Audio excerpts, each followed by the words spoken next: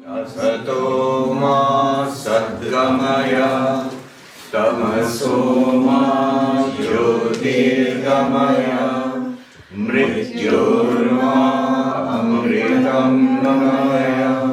Om Shanti Shanti Shanti.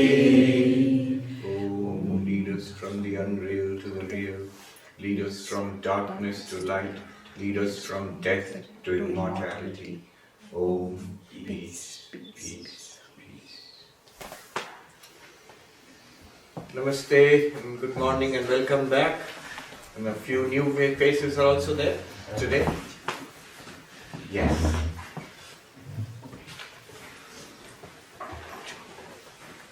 The greatest questions in philosophy.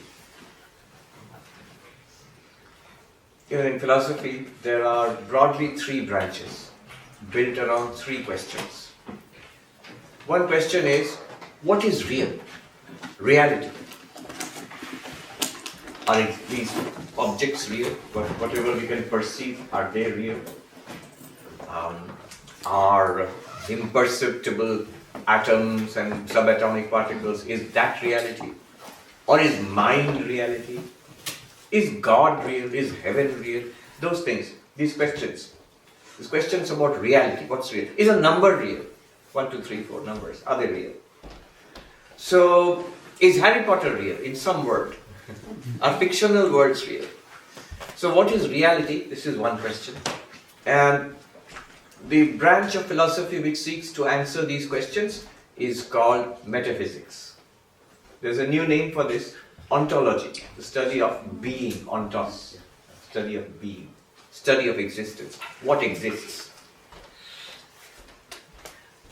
Immediately a second question will come. The moment we say things like, God is real, or Atman or Brahman is real, the question will arise, how do you know these? How do you know this? Questions, how do you justify it? On what grounds are you saying this? So the question of knowledge comes next.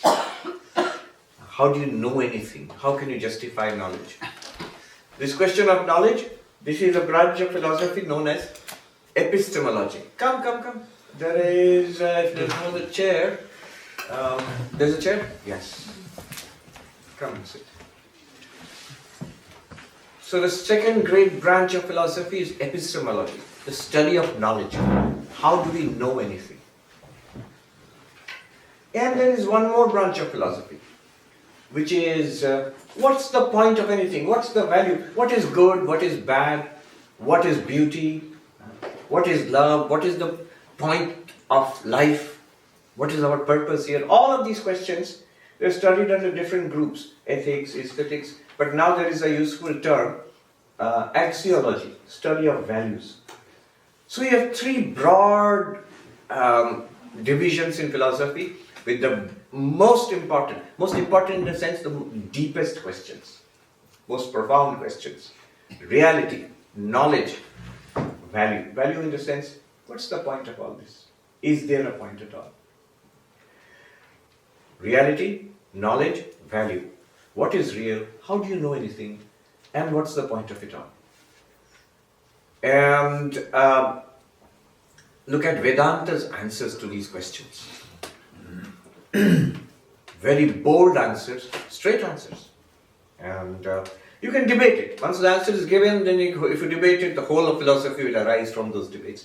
But these are very ancient, broad answers, deep answers, profound answers. What is real? According to Vedanta, being is real, or existence is real. These are existing things. Cup is an existing thing. Table is an existing thing. In fact, even the relationship of the cup on the table and the water in the cup. Water is in the cup. Cup is on the table. These are also existing in some sense, because it's an existing relationship. So these things, these are existing things. They can be objects, they can be relations, they can be qualities, they can be activities like speaking. These are existing things. But Vedanta says there is something called existence, being. The Sanskrit word for that is sat, being, existence itself. Imagine the ocean out there, the North Sea. You can see so many waves rising and falling and foam and bubbles and all of that. But the reality of all of them is water. It is water appearing in all those waves. Now think of everything around here like water. These are like waves, these objects. Small waves like this, big wave like this building, even bigger waves like this city or this land. And the reality of all these waves is existence itself. Like water is the reality of all the waves in the ocean. Similarly, think of this as an ocean of existence. What is all this made of? Existence, being. It's made of atoms. Yes, but what are atoms made of? So ultimately the answer is being itself, existence itself. Now one might say, and there might be a lot of philosophy with this, one might say, and that's just playing on words. Things exist. There is no such thing as existence. That's just an abstraction. There are existing things like these. But there is no such thing as existence. Vedanta will say, it's like saying, if you say that, things exist but there is no such thing as existence, it's like saying there are golden ornaments but there is no such thing as gold. There are waves in the ocean but there is no such thing as water. That's ridiculous. Rather, from a Vedantic perspective, water is the reality. Compared to that, waves are activities or movements in water. Gold is the reality. Compared to gold, golden ornaments are products, modifications, names, forms and activities imposed on gold. Isn't that so? Similarly, according to Vedanta, existence is the reality. Though it may seem odd to us, abstract to us, existence is the most obvious reality. And everything else, names, forms, activities are imposed on existence. Then you have existing things like these. How do you know anything? How is knowledge possible? On what basis, on what grounds do you make any assertions? God exists, God does not exist. On what basis? So knowledge, how is it possible? And the answer again in Vedanta, there's a direct answer to all this. There's something called consciousness. Chit, in Sanskrit, chit. Consciousness. And it's consciousness which gives rise to all kinds of experience, including the specialized form of experience we call knowledge. So consciousness, chit. Very profound answer. And today we are in the age of consciousness studies. Everybody is asking, what is consciousness? Yesterday I was saying that there are hundreds, on one count 325 theories of consciousness. And Robert Lawrence Stone says there are now more than 400 theories of consciousness. It's a great, great mystery for us right now. What is consciousness? And today we are asking this with renewed interest. Maybe because of the sudden challenge of AI, maybe because of the new developments in the imaging technology in the brain, fMRI scans and all that, maybe because of the rise of computers, thinking machines, for whatever reasons, multiple reasons, again we have an interest in consciousness. What is consciousness? Evan Thompson, who's a philosopher in the University of British Columbia, in his book Waking, Dreaming, Being, he says his consciousness studies is not a new subject. It started 5,000 years ago in the texts called the Upanishads, in the banks of the rivers in India, in the forests there, Upanishads. And he goes on to say, these Upanishads are so important in the history of human thought that our history should be dated before Upanishad and after Upanishad. Of course, it's not a practical suggestion because Upanishad there is no particular date for the Upanishad, but he's making a point. These are so profound, these texts. And they're profound because of what they have to say about existence, what they have to say about consciousness. So this consciousness as such, not just conscious experiences, consciousness as such, bare awareness or bare consciousness. Chit, the word used in the Upanishads is chit, or in Sanskrit. Many words are there, chit, chaitanya, samvit, bodhi. They had many words for this. And then what about the point of it all? What's the value, the point, the purpose? Is there a goal, any meaning to any of this? Is there meaning at all in life? And the Upanishads say, Vedanta has an answer. It says, yes, there is. And the answer is, proposed by Vedanta, the answer is Ananda, bliss, ultimate, deep, lasting fulfillment, permanently beyond the reach of sorrow and misery. Such a thing exists according to the Upanishads, Vedanta. Such a thing is there. Such a thing is possible. It is attainable. What proof? How are you even claiming this? On what grounds? On very good grounds. On the grounds of the actual proof of, if you see the enlightened ones, not only in the Vedantic tradition, but across religions, across mystical traditions, across history, in every religion, in every system of spiritual practice, there have been men and women of the highest character, whom we call saints, bodhisattvas, jivan mukta, free while living. And one thing is common, they are a very diverse bunch across centuries and cultures, but one thing is common to all of them. You will never see them grumble that yes, now I am enlightened, but I still have many complaints. No. They are always, one thing is common to all of them, they are deeply fulfilled people. So it is possible, such a thing is there and it's attainable. So Sat, Chit, Ananda, being itself, consciousness itself, bliss itself. Vedanta does not stop here with these bold statements. Each of these statements can give rise to systems of philosophy, and they not only can, they have over the centuries and millennia, in India especially, these were debated intensely, giving rise to various schools of thought. Some of which continue down to today, some of which have disappeared, as only traces are left in books. But it doesn't stop here. Vedanta doesn't stop here. The Upanishads do not stop here. They are even bolder. They go further. Vivekananda says, they rise, these ancient thinkers, they rise to such heights where human lung can scarce dare breathe. Such stratospheric heights. What do they say? This Sat, this Chit, this Ananda, it is one reality. They are not three. That which is being is consciousness, is bliss. That which is bliss is consciousness, is existence. It's one reality. We are naming it in three different ways, in three different, I would not say qualities or attributes, but aspects of it. Same reality. Sat, Chit, Ananda is one reality. They gave it the name, the vast, the infinite, the vast, or simply that, Tat. The Sanskrit Tat and the English Tat are exactly the same thing. They gave the name vast, Brahma. Brahman simply means vast. The etymological root of Brahman means that which expands without limit. Vast, where there is no limit to it.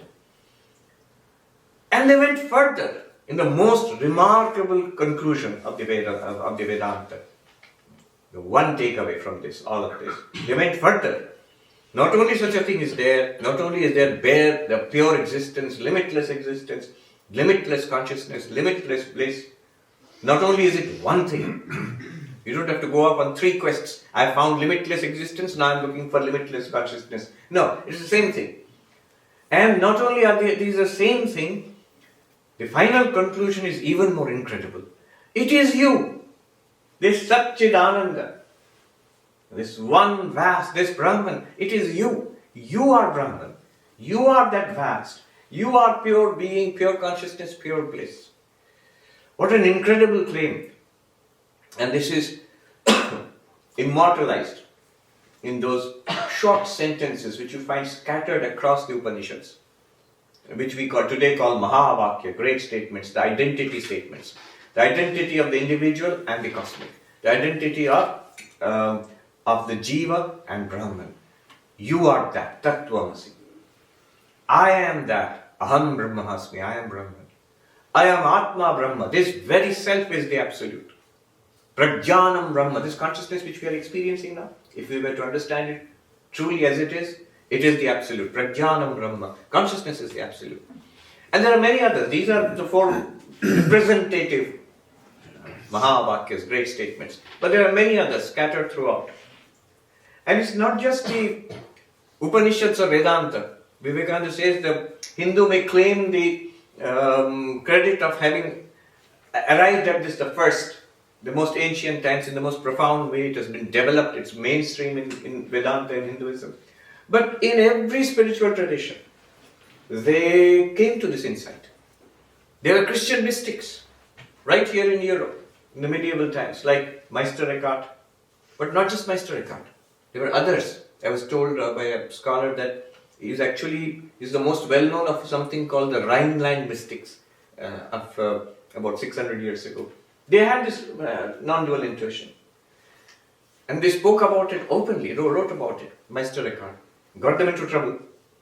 Then there were Islamic Sufi mystics who came to this realization. In Buddhist traditions, where they don't even talk about God, they have this non-dual tradition. So this non-duality across civilizations, you find it here and there, it's always there. Usually marginalized. But in Vedanta, it's mainstream. You are that. Then our reaction would be, that sounds nice, great. As Americans say, it's cool. But I don't feel that. I don't realize that. I don't see that. And so Vedanta says we must undertake self-inquiry. Self-inquiry. It starts with the stratospheric questions of philosophy. What is reality? What is knowledge? What is value? And it brings it down to you. But then the question arises, what are you? What am I? What am I? Who am I? What am I exactly? When it brings it down to you, it makes it most intimate. It's about you. In the Chandogya Upanishad, when the teacher, who's the father, tells his son, the student, that before all this universe existed, there was one being, one bare existence. From that has appeared all this universe. So the son, who was not a very devout kind of person, his father says he was arrogant, and his son, you can imagine him like a teenager, rolling his shoulders. So that sounds like some kind of metaphysics. But then the father says, Tat Tvamasi, you are that existence from which the entire universe has emerged. Now you cannot ignore it. It's about you. It's something about myself. How can you ignore it? It's most intimate. And also it is irrefutable. We were discussing this in the car when I was coming with Christian, that Descartes' project of doubting whatever could be doubted, and then discovering the indubitable ground of all knowledge. And where did he find it? In one's own existence. Of course, his project, as we were discussing, is a different project. It's not a Vedantic project, not self-inquiry. But he did find that one thing you cannot doubt reasonably is your own existence. That you do exist. I do exist. In this indubitable existence, Vedanta grounds the ultimate truth. What does Vedanta say? That you, which you cannot doubt, that you is a treasury, is the greatest treasure in the universe, that it is Brahman, it is the absolute reality. If you realize it, you transcend all suffering, you attain to deep fulfillment, because it's bliss also. One monk put it this way, I'll tell you what he said in Hindi and then translate. तो महात्मा जी कहीं कोई मृत्यु नहीं, कहीं कोई जड़ता नहीं, कहीं कोई दुख नहीं. So, O monk, now you see, there is no death anywhere once you realize this. There is no jadata, darkness, insentiency, non-consciousness. There is no suffering anymore. So this is the result of this inquiry. Having grounded it in you, you are that. Now the question will arise, but then what am I? I exist, sure, that's one thing I know for sure. But what am I? This self-inquiry then becomes the method of Vedanta. I'm connecting it to what we did yesterday. Our theme of this retreat is self-inquiry. So self-inquiry is the royal road in Vedanta. Self-inquiry. Contrast it with, we went yesterday to the church, 900 years old. That is our devotional spiritual path, the path of bhakti, of devotion. You find it in mainstream Christianity, mainstream in Islam, in Hinduism, God, worship of God. This is not that, this is something different, what we are talking about. There is another, where we are sitting here, the yoga school. By postures and meditation and control of the mind, you discover the truth within yourself through meditation, through extraordinary experiences generated by meditation. But this is not that. What we are talking about is not that also. We are talking about taking a critical look at something which cannot be doubted, your own existence. We are talking about taking a penetrative look into our own existence, which is always available. I am here. But what is this I am here? That's what we did yesterday. And it's not just vague talk. There are very specific roads, very specific markers given by the Upanishads and later Vedantic masters. Methods, methodologies. Walk like this, step by step. They take us by the hand, take us step by step. Yesterday we saw one of those methods, the method of the 5 sheets, 5 layers of the human personality. Do you remember yesterday? Those were here. From the Taittiriya Upanishad. Investigating within ourselves in the cave of the heart. 5 steps of the journey. From the physical to the vital to the mental to the intellectual to the causal. And beyond, pointing at our real nature. And there are other methods also. Most famously in the Mandukya Upanishad, the method of the 3 states which we experience, waking, dreaming, sleeping. Very powerful method. There are other methods also. Chandogya takes the method of from the particular to the general. There are other methods like seer and seen, discernment, drigdrishya viveka, discernment of seer and seen. All of these are methods of self-inquiry. Their characteristics are, they are always looking at the already available experience. I cannot overemphasize the grandeur, the utter tight nature of this logic. I remember speaking with a neuroscientist once. This lady, she was on the plane next to me in a flight within Europe several years back. But the conversation was interesting because I was dressed like this, so she said, all right, tell me about what you believe in, what you practice. And I talked to her about Advaita Vedanta, but very sharp. She got it, just like that, quickly. And at the end of it, she said something interesting. She said, she's an atheist, so she said, or agnostic. She said, I find no fault with your arguments, but I'm not convinced.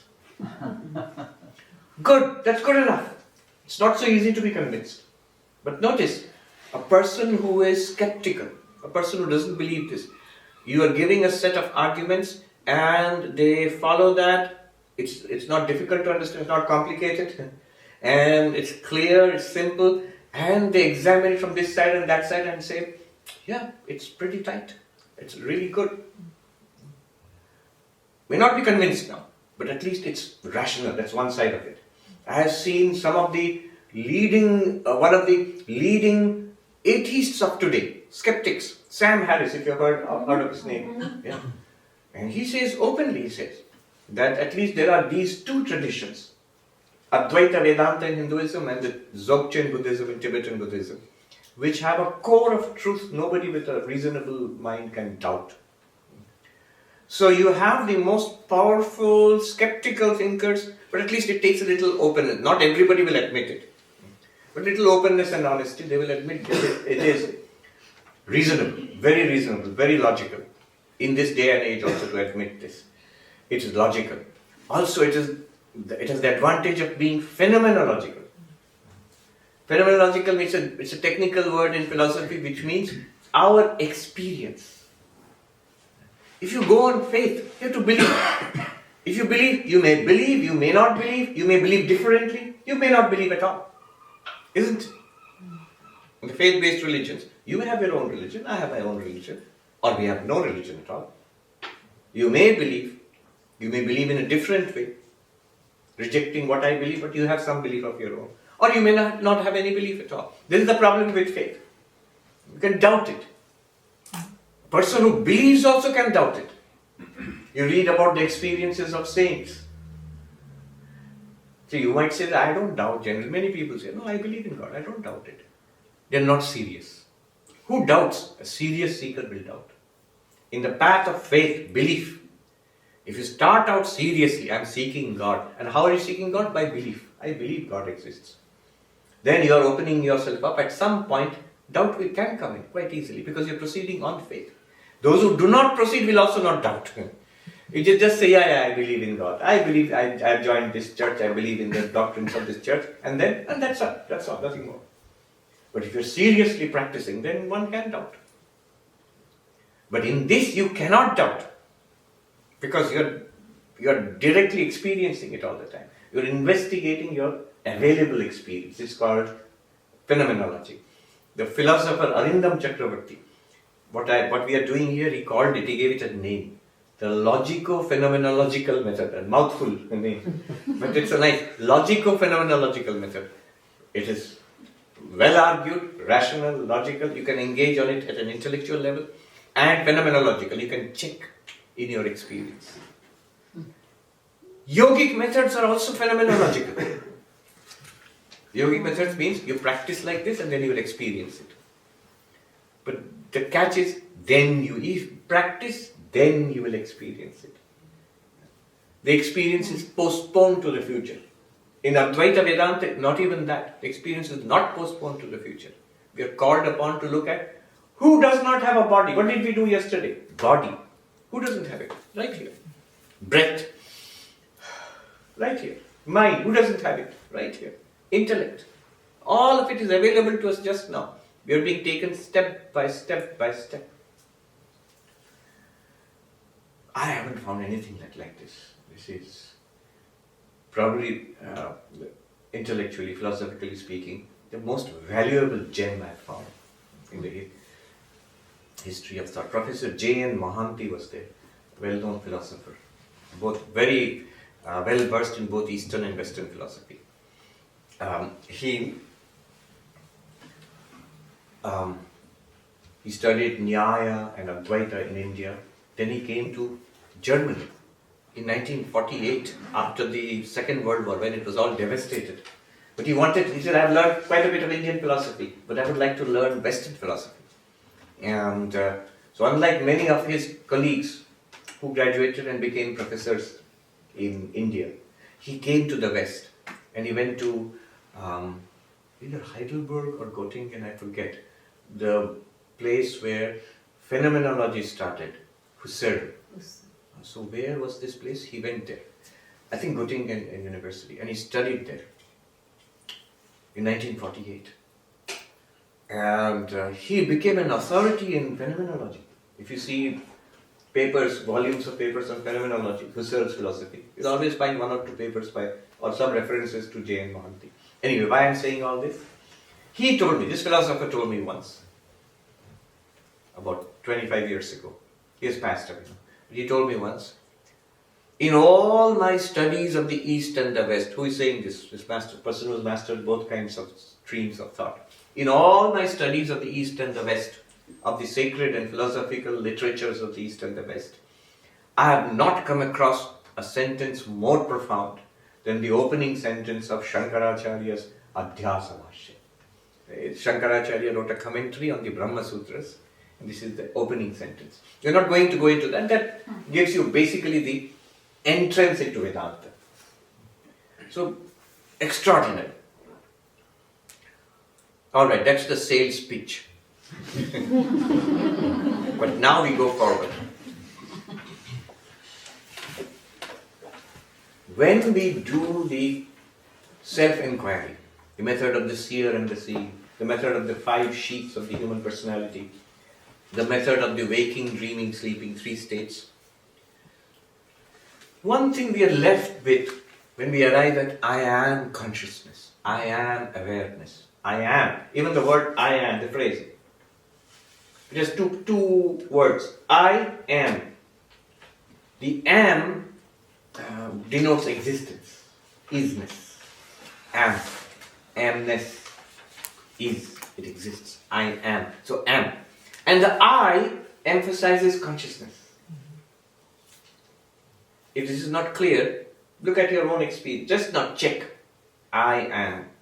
And you will see is little weighted on the weight is on the existence side.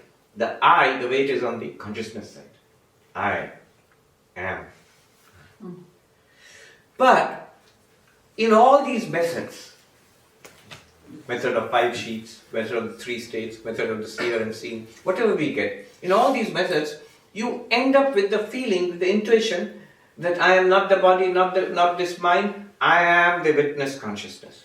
But somewhere there is a seed of limitation. I am the witness consciousness in this body and mind.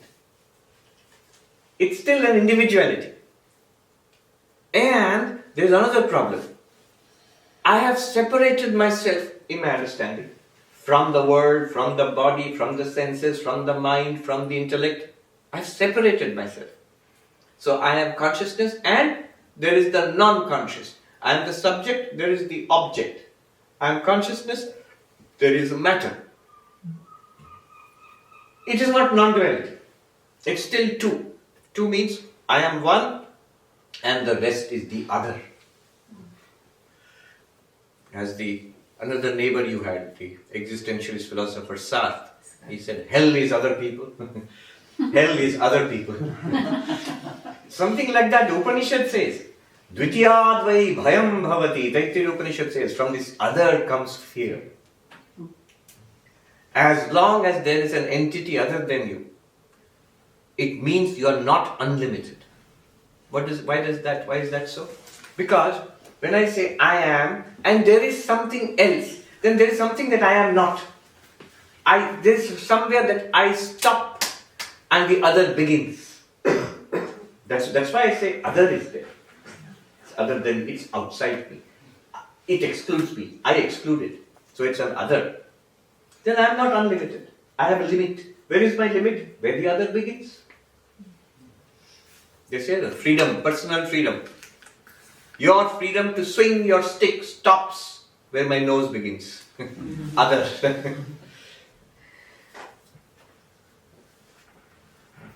So, there is a duality. It's not non-dual. All of this is background to what we're going to do now. Today, now and in the second session. Now the question arises. Alright, you are pure consciousness. As we have asserted yesterday. I'm the self, quite different from the not self. This is our common understanding. But our usual understanding was, I am the body. I am this person. I am this bundle of memories. I am this sense of ego. This was our understanding. What did we do yesterday?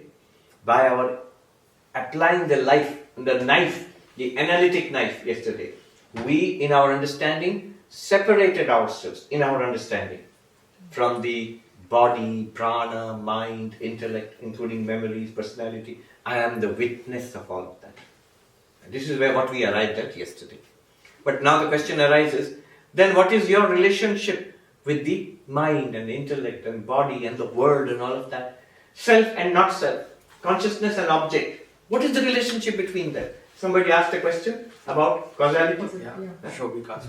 Yes. Shobhik. Yes. So what is the relationship between consciousness and object? Between spirit and matter? Between self and not self?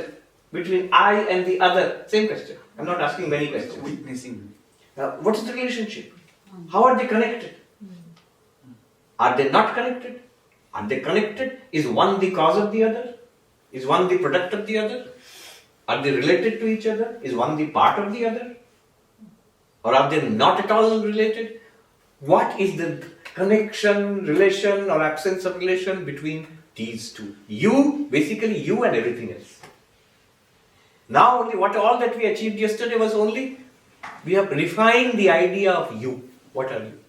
Of I. Just refined it, that's all. But we have not answered this question. What are the answers? So that's what we are going to explore now. In brief, 2 or 5,000 years of Indian philosophy. In brief. I'll explore 5 answers. Why 5? There are many answers possible. 5 answers to the question of relationship between consciousness and object. Consciousness and matter. To make it more personal, between you and everything else. What is the relationship? I'll explore 5 ideas, representatives of 5 different streams of thought in Indian philosophy. 4 ideas which we reject. The 5th one will be, of course, our hero, non-duality, Advaita Vedanta. But to come there, we must contrast it with what opposition is there. I was listening to a philosopher. He said, I believe in God and I believe in virtue ethics, that one must build character and have virtue. And favorite books, he said, it's The Gay Science by Nietzsche. Another philosopher, your neighbor, Friedrich Nietzsche. The Gay Science by Nietzsche.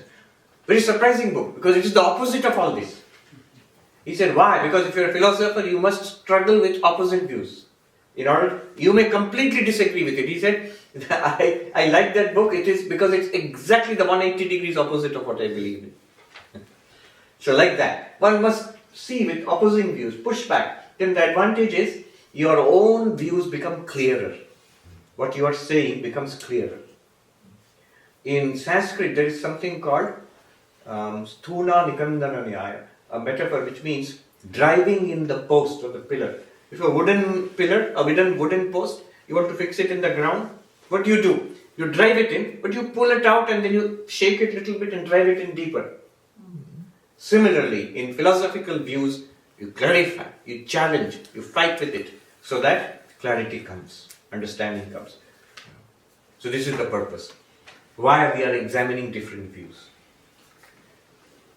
What are we examining? What's the relationship between consciousness and object? One form of that, Christian was saying when we were coming in the car, there's an old joke in philosophy classes. Those who have attended philosophy classes, one of the first jokes you hear, mind and matter. Descartes was responsible for mind-matter dualism. Mind and matter.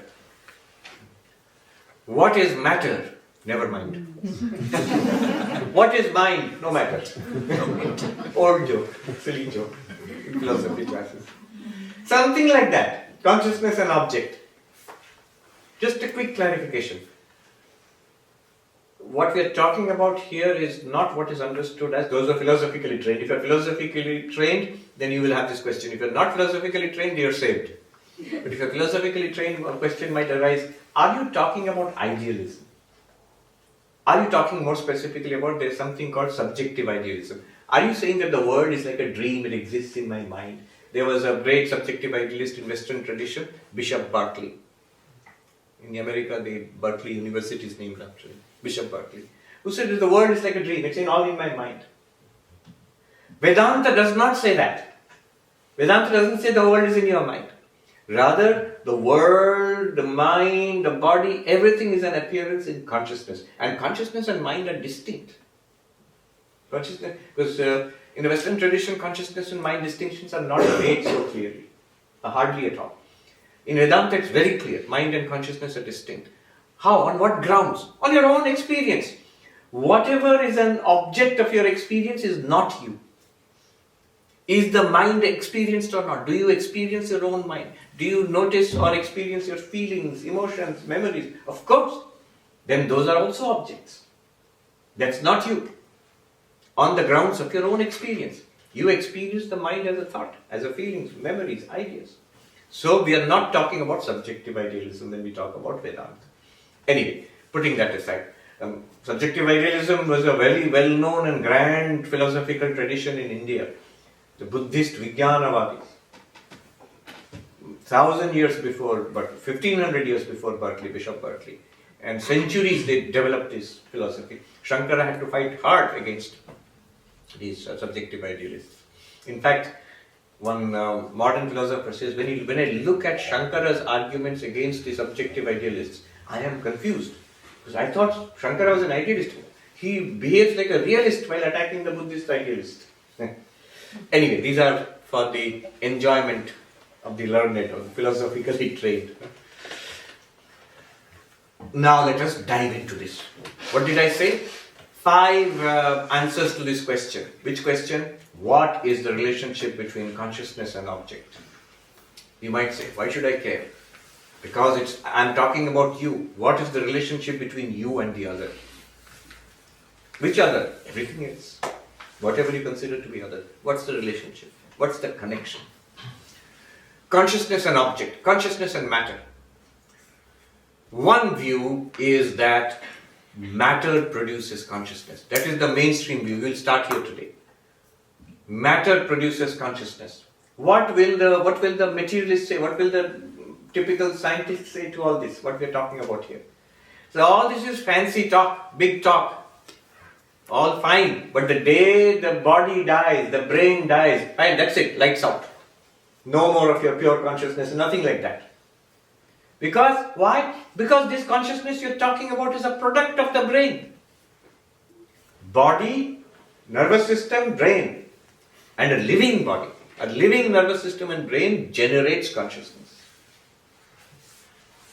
Who says this? Modern materialists. Mainstream, that is mainstream understanding of consciousness today. Or I will say lack of understanding. It's not understanding. If you have got 400 theories, that means there's no understanding at all. But that's the doctrine, that's the dogma, that's the party line. Yes, party line. That's the party line that brain and nervous system produces consciousness. And there are arguments, many arguments are there. In ancient India, this was a school of thought. They were called the materialists. So materialism is a very ancient school of thought. They were there in every civilization, among the Greeks also, among the ancient Indians also, and very much so today, materialism. What's the problem? Why should we not agree? If you agree, you can stop here. We can all go home. There's no need. Yoga can go on, but Advaita Vedanta will not go on. It will stop right here. But then if that is true, then better to become brain scientists. Better to become neurologists. And that's the end. Nothing more than that is there. What is the problem? The problem, you don't have to go back 1,000 years, 5,000 years back. The problem right now, David Chalmers in New York University has coined the term hard problem of consciousness. You say brain produces consciousness, nervous system produces consciousness. Question is how? How? How can an object produce the subject? Everything that we know about production, cause and effect. An objective cause produces an objective effect. From the tiniest subatomic particles to a seed becoming a tree, concrete becoming this house, to the birth of a star, objects produce objects. Now you are saying the objects, brain activity, objects, neurons are producing you, the subject. How? Because we don't observe that. If you actually observe the neurons, the neurological activity in the brain, you will finally you will find some tiny electrical activity in the neurons. You will find some electrochemical activity in the neurons, in the axons, in the dendrites. You will find. You all studied in school. That's it. That's the level. Now the depth is enormous now, but in terms of theoretical understanding, we have not shifted at all. That's where we are. If you ask the scientist, give an explanation, they will not deny that they don't understand. They will say, yes, we don't understand. But the answer is, give us 50 years, 100 years, we'll prove it. This is called promissory materialism. I promise to give you an answer, but give me time. Science is advancing. Yes, they actually say that. Science is advancing. One neuroscientist said, the answer to the hard problem of consciousness, we admit, hard problem of consciousness. The answer to the hard problem of consciousness is not to do philosophy, it's to do more neuroscience. Study neuroscience, we will get answer. The philosophers say, David Chalmers says, and other philosophers, we also say, you are making a category mistake. One of the leading scientists of our world, not neuroscientist, Ed Witten, string theorist, at the Institute of Advanced Studies in Princeton, where Einstein worked and all, Gödel and all, they worked there. In that place, he's there. He's interviewed. I just saw the interview online. Questions of physics, but the science journalist just asked, "What about consciousness? What is your view?" And his answer was very perceptive. Brilliant mind. Answer was very perceptive. He said, I'm quoting Ed Witten.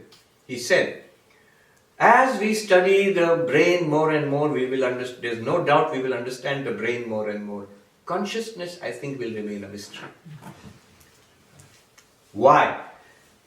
Because there is no causal link between brain activity and there's correlation, but there's no causality, no production. And what David Chalmers pointed out, his insight, in principle you can't explain it. You can show more and more subtle activities going on in the brain. How does it in principle connect to you, the consciousness?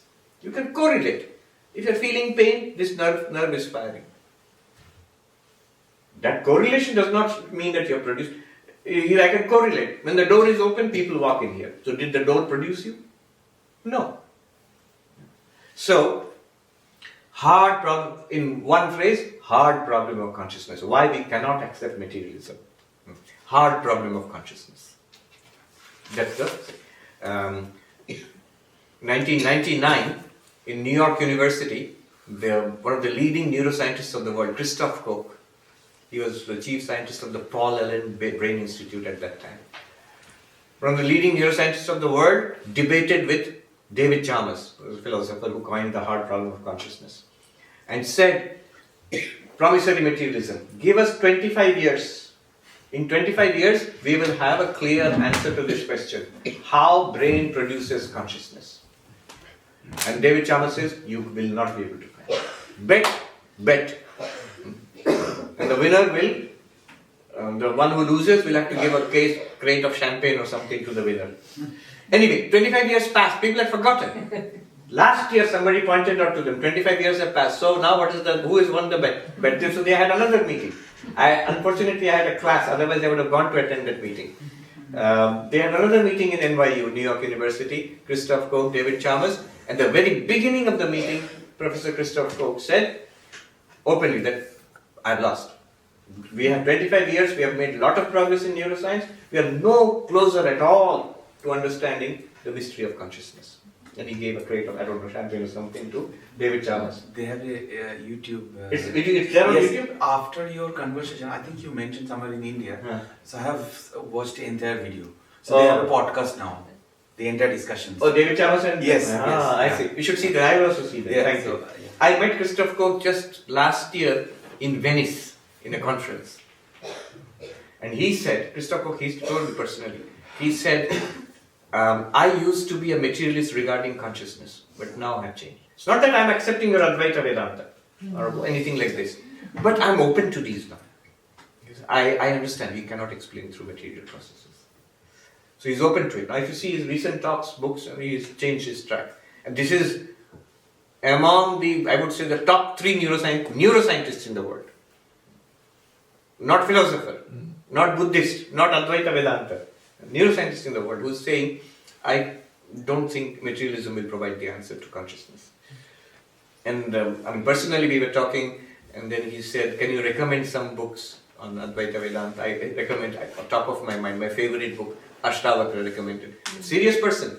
He read the book, he wrote back to me, I finished the book, it's near my bedside, and I read a few pages of it every day, and I want some answers to these questions. Some questions. But who is this? He's not a philosopher. He is a cutting-edge neuroscientist in the world today. So it's worth thinking about. So this is theory 1. Matter produces consciousness. Object produces the subject. No. Why? We reject it on the ground, strong ground of hard problem of consciousness. We can't accept it. Of course we accept brain science. Of course we accept neuroscience. But it doesn't explain consciousness. Consciousness is not reducible to brain activity. Yes. Eddington formulated something unknown is doing we don't know what. Who? Eddington. Eddington. What did he say? He said something unknown is doing we don't know what. Something unknown is doing we don't... Very nicely said. That makes everything clear. Something unknown is doing, we don't know what it is doing.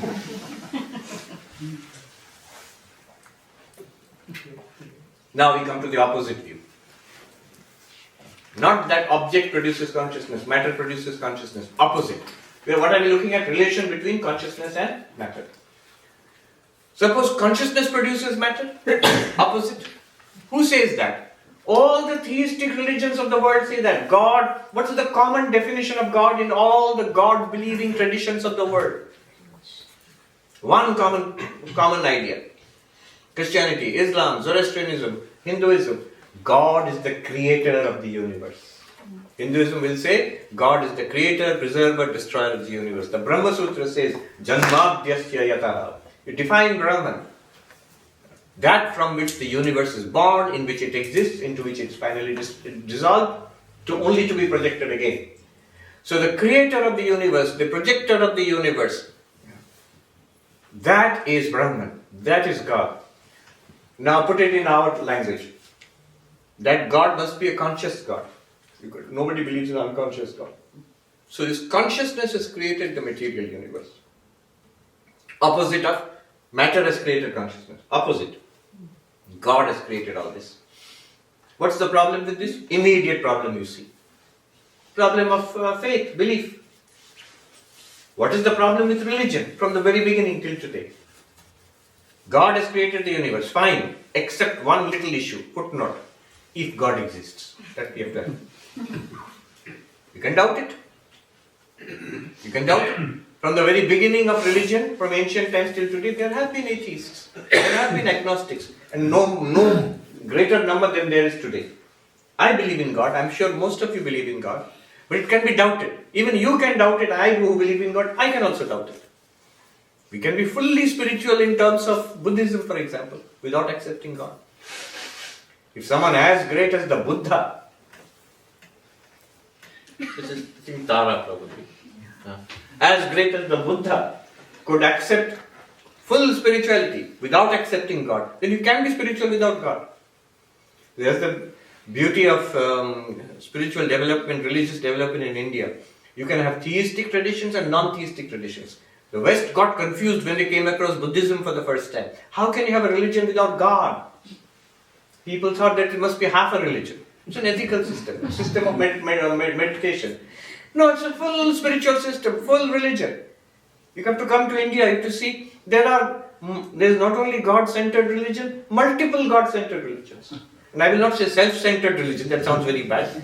Self-inquiry based religion. Buddhism, Jainism, within Hinduism you have Sankhya. You have yoga, Patanjali yoga. Patanjali yoga has God, but on a sideshow, not the purpose and centered piece of yoga.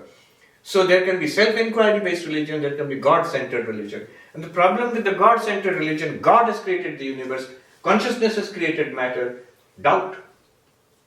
Such a God exists or not? I am conscious, but I am quite clear I have not created this matter. I know. Don't blame me. I have not created this universe. So if there is a conscious God who has created the material universe, it can be doubted very much.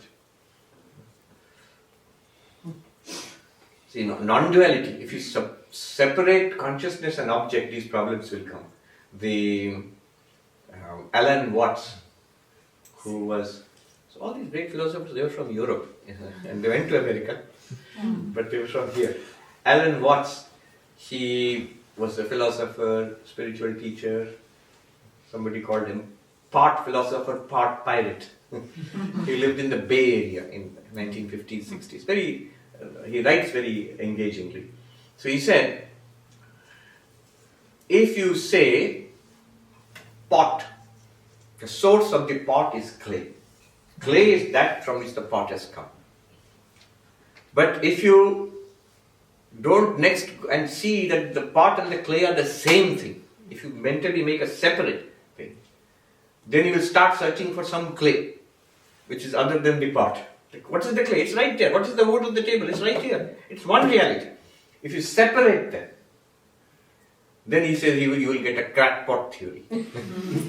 Crackpot. It will be difficult to believe if you separate God from the universe. Some God has created this universe.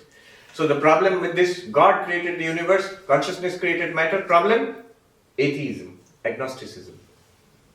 Third option, neither consciousness created object, nor object created consciousness. Neither spirit created matter, nor matter created spirit. Neither you have created the universe, nor the universe has created you. Then what? Parallel realities. There is eternal consciousness. There is also a material universe, and they interact. They interact. This is an attractive philosophy. If you think even a little bit, most people will land here. Because of the structure of our experience. How do we experience life? I and you, or I and that. I and this. Aham, idam is that. That's how we experience life. Subject, object. And what this philosophy is saying, subject is ultimately real, object is ultimately real, and they interact. Where do they interact? Where does consciousness and matter interact? You!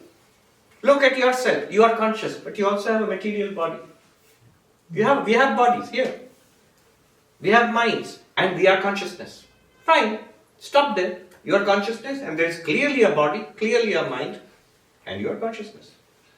So body, mind, and external universe, clearly this body is part of the external universe. Mind is a part of an ocean of mind, of our whole societal mind maybe. And I, the consciousness, am interacting with mind-body. This is called Sankhya. And here we are sitting, yoga. This is yoga, it's also the same philosophy. Consciousness and matter. Two realities, consciousness and matter. What are you? The interaction of consciousness and matter. Prakriti and Purusha, the male and female principles. Tantra also takes this. Two kinds of entities interacting with each other. That's what we are. That's what everything is. What's the problem then here? Why not accept this? Why don't you accept this? Pretty deep philosophy. The problem is, in any dualistic system, when there are two ultimate realities, what will be the problem? Interaction. How do they interact? How do they come in contact? If there are two realities, consciousness and matter, and you're saying they're interacting, where in us? We are all interactions of consciousness and matter. Here's the question. If you're to interact, you have to contact each other. The way or the point where you contact each other, that point, is it matter or is it consciousness? Matter. If it's matter, then how does it contact consciousness? At the point of contact, this point here, this side is matter, that side is consciousness. What's the point? Where are they contacting each other? Two utterly different things cannot come into contact with each other. We are talking about Descartes. I'll give an example. So he finally ended with mind and body dualism. You are minds and you inhabit a body. Now here in Bavaria, I think, there was Princess Elizabeth. In Bavaria or in Norway, somewhere, when Princess Elizabeth was there. And she was a student of Descartes.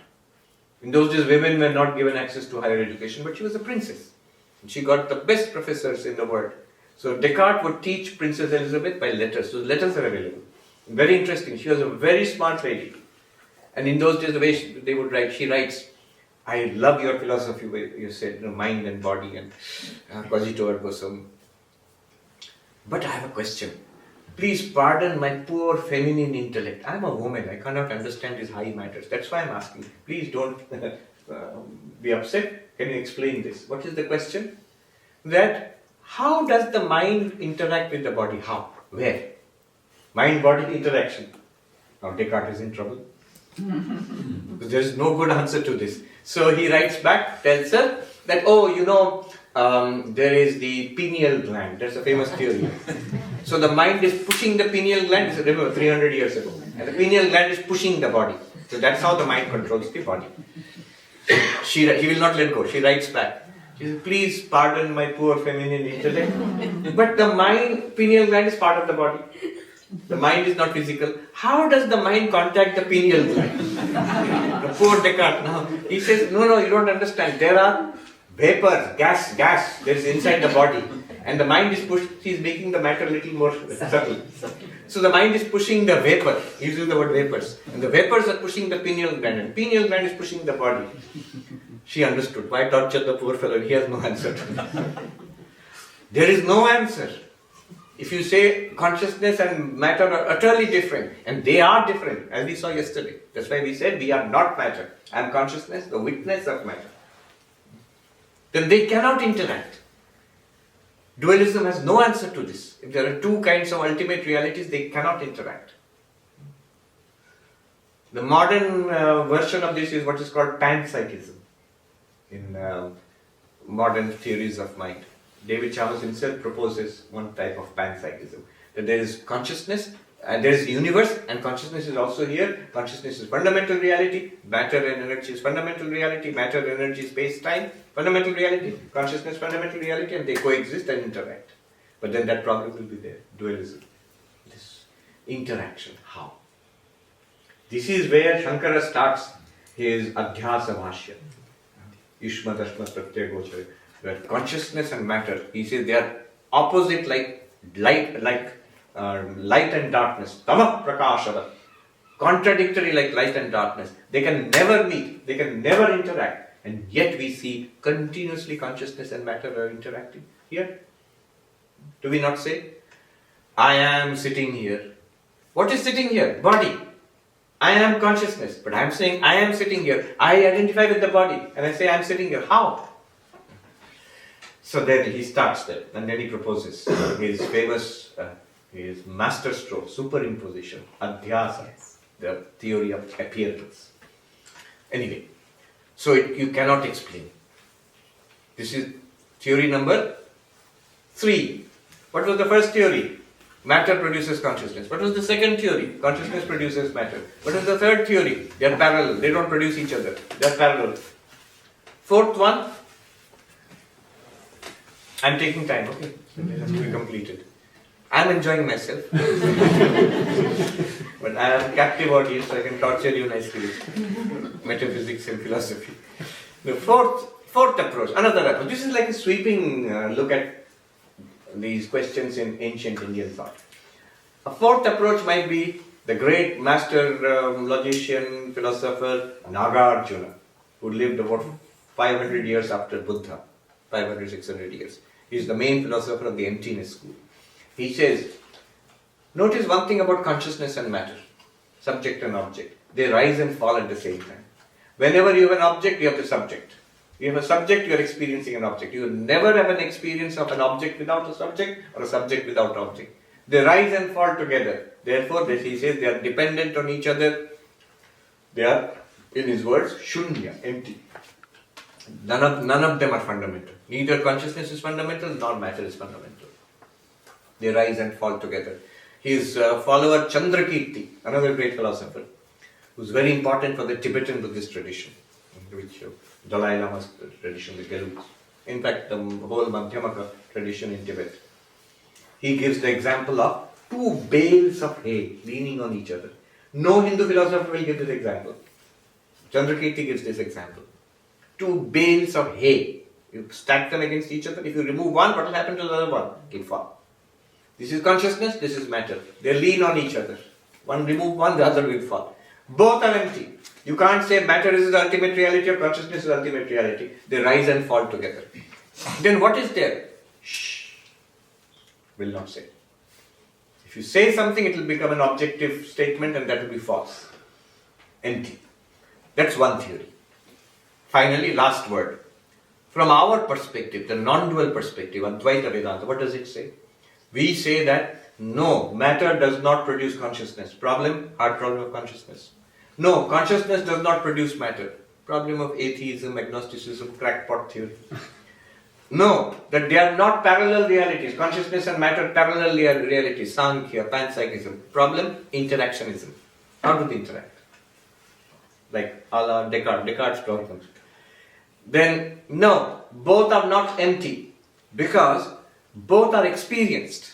Vivekananda says, one only exists, it appears as nature and soul, or in our words, consciousness and matter. There is one reality which is appearing as subject and object. Nothing can come out of, something cannot come out of nothing. What is the ground reality from which both of these are emerging and disappearing? So the answer in Advaita Vedanta, our answer is, consciousness is fundamental. How so? Because matter appears in consciousness, to consciousness, in your own experience. It is not that matter is primary, consciousness is primary. And matter is, by very definition, what's the definition of matter? What's the definition of object? That which objects to your consciousness is object. Arindam Chakrabarti's play on words. What is an object? Anything that objects to your consciousness is object. Think of consciousness as a free field spreading out. Then it runs up against objects. And then you have experience. You have form, you have sound, smell, taste, touch, thought, memory, idea. The not self. These are appearances in consciousness.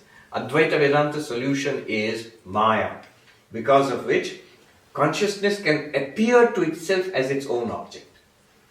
Consciousness appearing to itself as its own object, and you have this. This establishes non-duality. What is that thing? It is consciousness itself. It is you yourself. You are appearing to yourself in that way. Let me give you two examples. In the ocean out there, the ocean and wave example, I love that. In the ocean out there, thousands of waves are coming and going. Imagine, far out in the North Sea, a little wave is born. And the little wave now is very happy, plays with other waves, goes to little kindergarten wave school, and is growing up, becoming bigger and bigger, and then gets the problems of a wave. Some waves are bigger than it. Oh, how great, I am nothing compared to it. Some waves are very tiny. Oh, what a loser, I am so much superior to it. Some waves are mean to it. I am very unhappy. Some waves are its best friends. And it goes on like this, growing and growing, and goes further and further. And then it sees a lot of like spray and something's happening in the distance. It asks a friend, what is that? Oh, that's Stavanger. What is that Stavanger? That's where all the waves go to die. They go and hit the shore and they explode into spray and they die. What? Yes. All waves die. Yes. I will die also. Yes. Oh, no, well, it's natural. That's life. This is the life of a wave. You have to go and die and hit the shore and die. But then a Vedantic wave comes next to it and says, yes, the wave will die, but there is hope. There is something called water which does not die. And then little wave says, oh, there is something called water which does not die. That's great. Yes, water is not born with the birth of the wave. Water does not die with the death of the wave. When you hit the shore, you will smash into foam and all, but water will continue. Water does not die.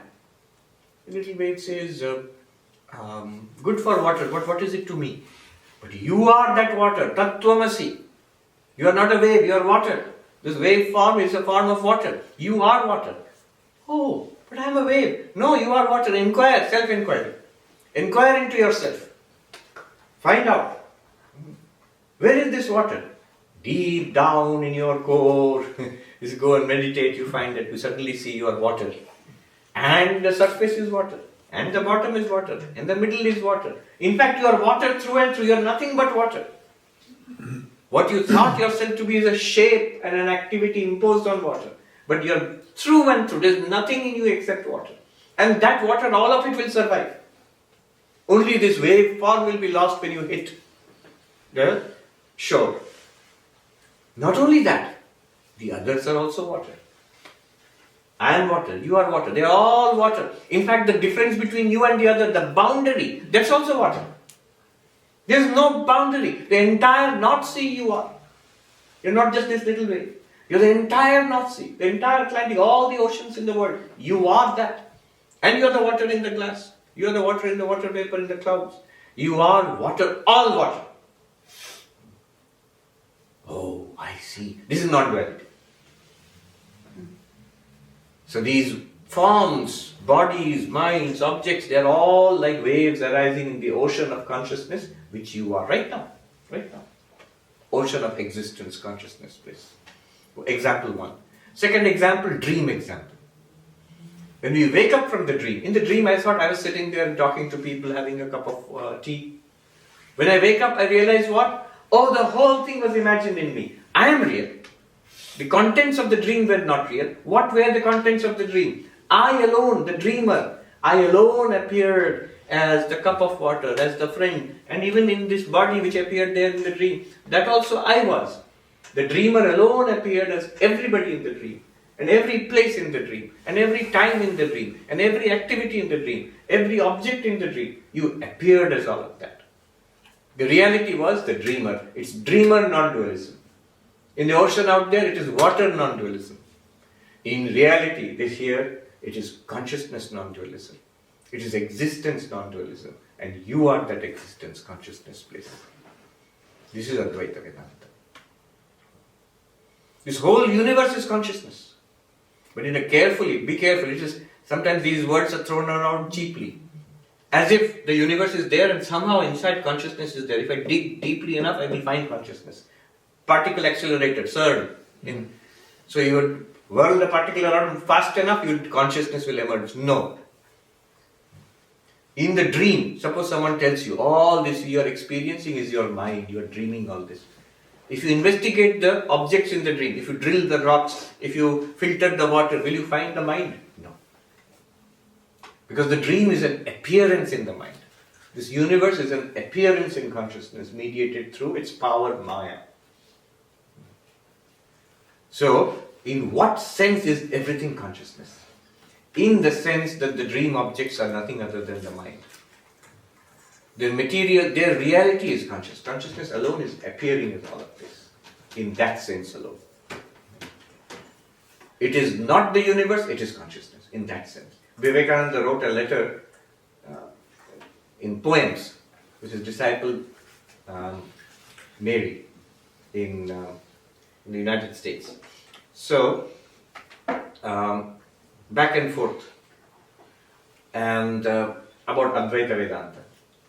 And she wrote back, this young lady, she wrote back, I've understood what you have taught, that all is God.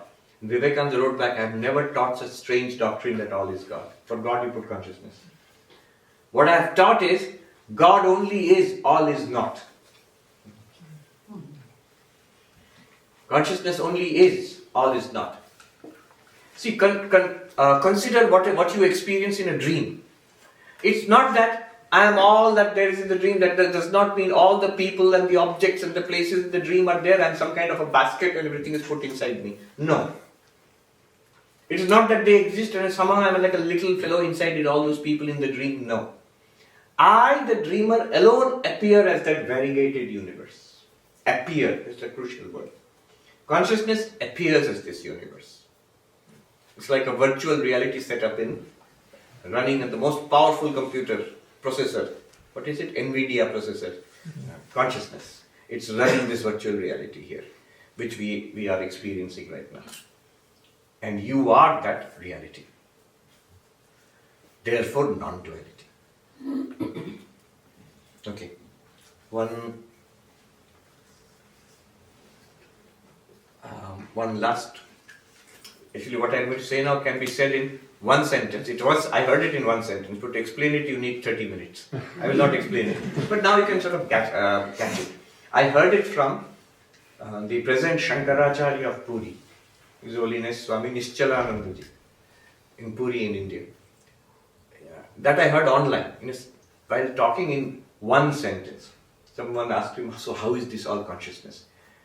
He starts with the material universe and he reduces it to consciousness in 7 stages, 7 steps. But he just gives the names, the technical names. It's like a bird's eye, synoptic view of Indian philosophy. So I just give you the 7 stages, you work it out. It's a homework assignment. What's the question? How is all this consciousness? In what sense? How? Please tell me philosophically, logically, argue it out. So he said in one sentence, he takes the 7 stages, 7-step reduction to consciousness. What do? Start with the universe as such, you end up with consciousness. How? Step 1, universe. He used the word prapancha. Universe. This universe. Step 2, 5 elements. The old cosmology, out of the 5 elements. So basically in our modern language we might say matter, energy, time, space. The 5 elements, air, space, air, fire, water, earth. So prapancha, actually it's all hidden in the Sanskrit words itself. The cosmos made of the 5 elements. So the 5 elements in detail, the Sanskrit word prapancha means that. So all of this is nothing but air, space, air, water, fire. It's a very materialist way of looking at it. So step 1, this is reduction. Reduce it to matter. Matter, energy, time, space. Step 3. He says, so first is prapancha, second one was panchabhuta vilasa, the play of the 5 elements. This is the play of the 5 elements. Then the third one is maya vilasa. Maya vilasa, the play of maya. This maya is the one which has produced these 5 elements. That's also there in the Taittiriya Upanishad. From the ultimate reality, Maya appears, transforms itself or herself into these 5 elements. From there the entire cosmos is made. But anyway, play of Maya. Step 3, play of Maya. Step 4, Chid Vilasa. But Maya is the power of consciousness. So the play of Maya is like saying the play of the heat. But the play of the heat is the play of fire itself. Fire is producing that heat. The heat belongs to the fire. The power of burning belongs to the fire. If you say it's the power of burning, you're already implying fire is present. So, Maya is the power of consciousness, Chit. Chit Vilasa, play of consciousness. Step 4. Chit Vilasa, play of consciousness. But can consciousness play? Playing means doing something. This step 3 is Kashmiri Shaivism. Step 4 is Kashmiri Shaivism. The vibration theory, that consciousness vibrates, consciousness plays, spanda, lila, the play of consciousness, vilasa, the play of consciousness, the expansion of consciousness. But he asks, can consciousness vibrate? Can it play? Can it do anything? All doing, play, vibration, these are objective things. It happens, it appears in consciousness. So Chid Vilasa is a poetic way, play of consciousness is a poetic way of saying it, will allow that. But if you literally mean it, we cannot allow that. How can consciousness play or dream? Dream is we can say it is the play of the dreamer. But you mean it poetically. The dreamer is actually not playing football in the dream. The dreamer is appearing as the dream, technically, if you want to be precise about it. So consciousness is appearing as this universe, not playing. So Chid Vilasa will translate into Chid Vivarta. Consciousness appears as the universe. Step 5. But whatever is appearing, if one is appearing as the other, that other one is pervaded by the first one. It's a philosophical way of saying, suppose rope appears, suppose screen appears as the movie. Screen appears as the movie. Then everything in the movie is pervaded by the screen. Everywhere, every character in the movie, every place in the movie, every action in the movie, if you touch it there, what's there? Screen. Wherever the movie is, screen must be there by definition. So the appearance is always pervaded by reality. Chid Vivarta, appearance, the universe is an appearance of consciousness, then this entire universe is pervaded by consciousness, in that sense. In the sense of the screen pervading the movie. In the sense of the dreamer pervading the dream. Are you with me? In your dream, where are you? You, the one who's dreaming. Where are you in the dream? You have to say everywhere. Because the dream is in me. Wherever the dream is, whatever is happening in the dream, whoever you see in the dream, whatever is going on, wherever it is going on, everywhere I am, because I am the dreamer. Similarly, if consciousness, the universe appears in consciousness, every bit of the universe is pervaded by consciousness. Then, this is called Chinmaya, pervasion by consciousness. Final question. What kind of pervasion is it? Pervasion, not perversion. Pervasion. It's like, so is it like this? There is a room and you put some incense. Then the smell of the incense fragrance will pervade the room. There is a room, then the incense pervades the room. Is it like that? There is a room, switch on the light pervades the room. Is it like that? There is a universe and consciousness pervades the universe. Like that? Or another way of pervasion. There is a table. It is pervaded by wood. It's not that there is a table and then you pumped some wood into it. It's not that there is a wave and you pumped some water into it. The water itself has taken on the form and activity of this wave. The table itself appears, the wood itself appears as the table. It has taken on the form and quality of the table. The dreamer, by yourself, you appear as all the contents of your dream. In that sense, you pervade the dream. It's not that the dream is there and then somehow like a ghost you go and haunt the dream. No. You are appearing as the entire dream. The screen is appearing as the entire movie. So in that sense, it's not that there is a word and consciousness pervades it. Rather, consciousness appears as the word. The word is consciousness alone. The dream is the dreamer alone. The waves are water alone. This table, while existing as a table, while you can call it a table and use it as a table, is wood alone. Similarly, this universe is consciousness alone. It is bare consciousness, in Sanskrit, Chinmatra. So those who are trained in philosophy, I just give you the Sanskrit terms, the English terms and Sanskrit terms, and then you can work out the rest yourself. Universe, start with 7 stages. What are we trying to prove? This universe, as it exists, is consciousness. It is bare consciousness right now. Which consciousness? You, the consciousness. Step 1, universe. Sanskrit term, prapancham. Step 2, reducing. It is nothing but. Step 1 is nothing but. Step 2 is nothing but. Nothing but. One philosopher called it nothing buttery. A lot of nothing buttery is going on. So, universe, prapancha in Sanskrit. Step 2, play of 5 elements. Pancha bhuta vilasa. Step 3, nothing but. Maya, play of Maya. Maya Vilasa. Step 4, nothing but play of consciousness, Chid Vilasa. Step 5, the play of consciousness is nothing but appearance of consciousness, Chid Vivarta. Appearance of consciousness is step 6, nothing but Chinmaya, pervasion by consciousness. Step 7, pervasion by consciousness means it is consciousness alone, Chinmatra, consciousness alone. Universe, play of 5 elements, play of Maya, play of consciousness, appearance of consciousness, pervasion by consciousness, consciousness alone. What? This. While it is existing. Beautiful. Elegant.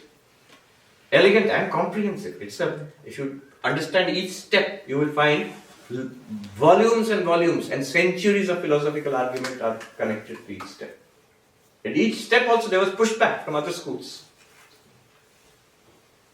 So, Om Shanti Shanti Shanti Hari Om Tat Sri Ram Krishna Arpanamastu.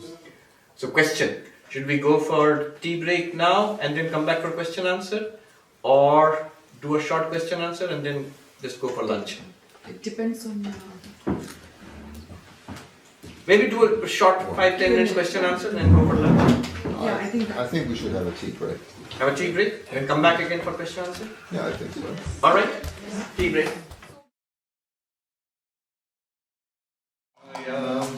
Tamaso ma jyotirgamaya mrityurma amritam gaya Om Shanti Shanti Shanti. Om, lead us from the unreal to the real. Lead us from darkness to light. Lead us from death to immortality. Om, peace, peace. Welcome back. So if you have any questions, comments, yes. If you ask the question, where does consciousness come from? Doesn't that boil down to that existence is basically a mystery? It's a mystery if we think in terms of something coming from something. So cause and effect, beginnings and ends. But consciousness or bare existence itself. Where could existence come from? Let's keep consciousness aside for the time being, because consciousness can always create confusion. We keep thinking about our own conscious experiences right now, mental and sensory. That's what we keep connecting to consciousness. But think about existence itself, being itself. Where does it come from? What is existence and where does it come from? Does it even make sense to ask where existence comes from? Existing things come from other things. But existence itself, suppose we can accept such a thing, Sat, being itself, where would it come from? The question does not make sense. Something coming from something means causality, cause and effect, producer and produced, creator and created. It means time, it means change. But all those things are posterior to existence. First existence, then time exists. First existence, then space exists. First existence, then cause and effect exists. So to say what gave rise, what produced existence does not make sense. Okay, well then it's a mystery if it doesn't make sense. No. It's a mystery only if you have a question and then you cannot find the answer. Then that's a mystery. But if it's not at all a mystery in that sense. Because what I just said, it dissolves the question. It doesn't solve the question. It shows us why the question cannot be asked. If I can ask the question and there is no way of answering it or understanding it, then it's a mystery. But if I'm shown that you cannot ask this question, you say, why not? I'm asking. But no. What are you asking? If I'm shown what I'm asking is, they will begin to see, oh, I see. Then I can't formulate the question. Existence is prior to causality. You're asking a causality question. It's like asking, what is outside space? The answer will be that's not a correct question, because outside and inside are space words. Once you've accepted space, then there's a question of outside and inside. Inside the room and outside the room. But outside space itself makes no sense, because that means there is some other space there. There is no question of outside or inside space. Suppose I ask, what is there before time? The question doesn't make sense, because before and after are time words. Only when you've accepted time, in time there is before and after. But before time itself, then so there is something before time. There is something outside space. There is something beyond causality. But those are not before or outside or beyond causality. Those terms don't apply there. There is something from which all of these have emerged. Time, space, causality. That is, we can only call it the absolute. There, Shankara and Kant and other philosophers, they are in agreement. The Upanishads, thousands of years ago, that was the insight. Okay. I'll meditate on it. It may, yeah.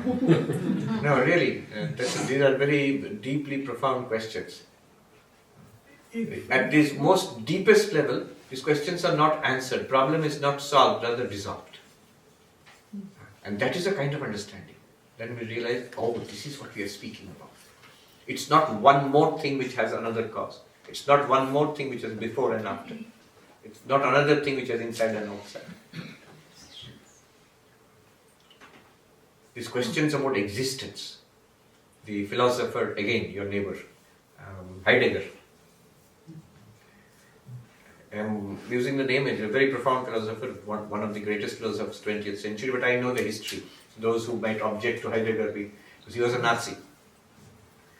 Not that he was a convinced Nazi, it's just that sometimes brilliant people are also weak people.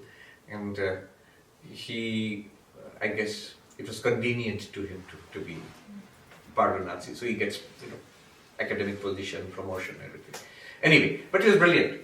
And Heidegger, he says, the most profound question, the question about what is existence, he says it is the widest question, deepest question, and the most profound question. Why is it the widest question? Because this is a question which covers everything. Nothing is left out. If you ask a question about, say, biology, it doesn't cover everything in chemistry, only part of chemistry. If you ask a question about, say, algebra, it doesn't cover everything in topology. There may be some interface, but they're different subjects. If you ask about Sanskrit, it doesn't cover everything, it doesn't cover Greek. They're different subjects. But if you ask about existence itself, what is left out of this subject? With your subject, what are you studying? Existence. What are you asking? Existence. Then what is left outside this question? Nothing. Everything is included in this.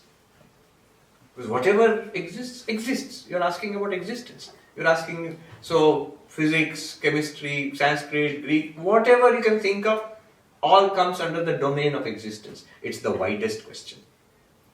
Someone is very clever might say, what about non-existence? But non-existence does not exist, so need not talk about it.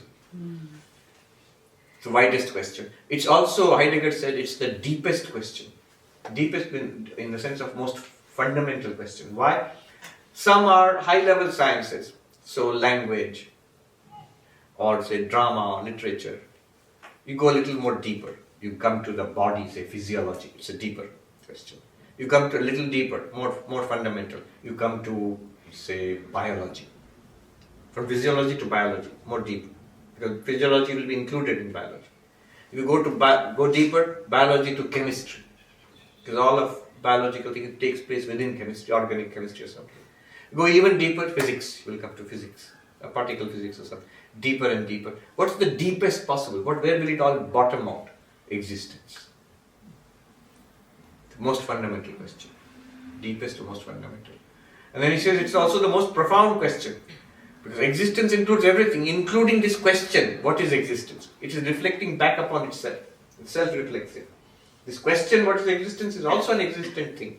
It is in the realm of, when you ask, what is how does this clock work? It's a question about the clock, it's not about myself. It's a question about this. But if I ask, what is existence? Then it's about everything, including myself, including this very question itself. What is existence? So anyway, my point is, Heidegger is saying, he's making an observation. When you ask questions at this level, the most fundamental level, then you are asking the widest questions, deepest questions, and the most profound questions. The answers will not be like the other answers. So, yes, the lady. So when you ask yourself, who am I? Yes. Mm-hmm. Who are you asking? Who are you asking? You are asking yourself, you're the intellect, to inquire into our own experience of ourselves. And who is answering? Who is answering? The intellect is coming to a conclusion based on your experience. Consciousness is asking itself, and consciousness is manifesting the answer. So if you keep on asking that question, you will go beyond all this existence matter. Or deeper, why beyond? You will understand it for the first time. What is all this? Yes. The way we do it in Vedanta is first you leave behind everything. Turn into yourself. Stop. Block out the world. Block out the body. Using Husserl's terms, bracket it out. Mind. You come to consciousness itself. You get an appreciation of what bare consciousness itself could be like. But then, whatever you have bracketed, now you must turn back to a consideration of all this.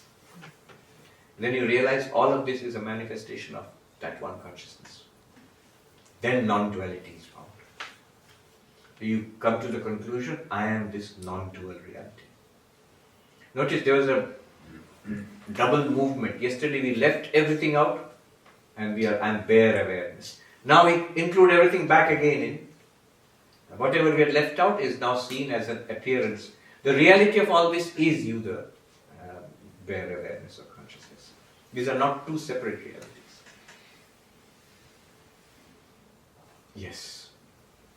Maharaji, quick question. Is there pardon my ignorance, but is there a linear progression from this, you mentioned those 5 stages, right? Is there a linear Not 5 stages, there are 5 streams of thought.